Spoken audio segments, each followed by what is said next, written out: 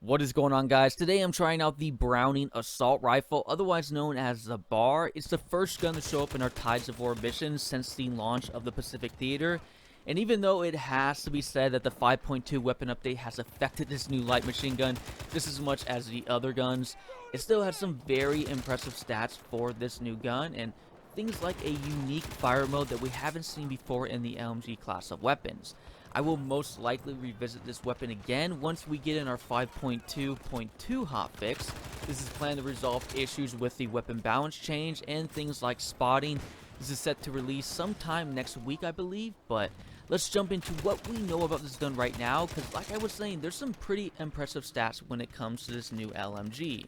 The first glaring stat is its damage. Not only does the BAR have the best damage out of all the LMGs, but as well with the medium machine guns. It's this stat right here that will be pretty interesting to see once the weapon balancing gets fixed. You see glimpses of it at times on the battlefield, but you still mostly feel the effects of the 5.2 update. So it's still kind of hard to tell what the potential of the gun can be, but stat-wise, with the damage output being that high, would have me pretty surprised it's not being a very useful weapon. Another huge perk for this gun is its 720 rate of fire, blowing out all the other LMGs in this class, with exception to the FG42, which does have a 670 rate of fire.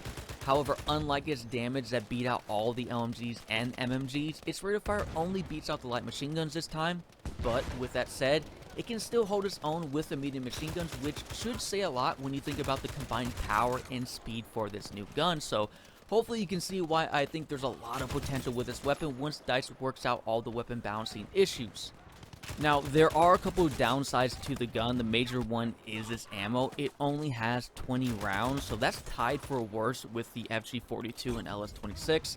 Now, fortunately, you do have the quick reload specialization, which will reload your weapon 15% faster, something the FG42 and LS26 don't have the luxury of equipping.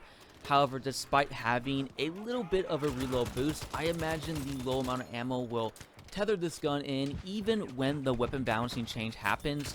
This will be a great gun for when you're going 1v1 against someone, but how will this gun do when you have to go against the second, third, or fourth guy? Well, we'll have to wait and see. I think the hope is that its damage is as powerful as it appears in the stats, and all you really need is one bullet to brush against an enemy player, and it'll quickly kill them. But again, we'll have to wait and see. A couple other downsides to the gun is its accuracy and control. Now, the accuracy can be managed in its specializations if you choose to go down the right side, but you're still dealing with some pretty accurate guns for the LMGs, so the only other gun the BAR beats out is the FG42. The BAR's control isn't that great either. It actually has the worst control out of all the LMGs on the list, which I guess makes sense. If you're going to have such a high rate of fire, well, you're going to have to sacrifice some control as well. What's interesting though about this LMG is its fire modes. Unlike all the other LMGs, which have both a full auto or a single fire mode, the BAR has a full auto mode, with its other fire mode just basically being a slower version of its full auto mode. It might not seem that meaningful at first, but having this slower fire mode will decrease its vertical recoil, on top of allowing you not to deplete all your rounds needlessly on an enemy player. This in turn allows you to conserve more ammo, making that high damage output become more efficient.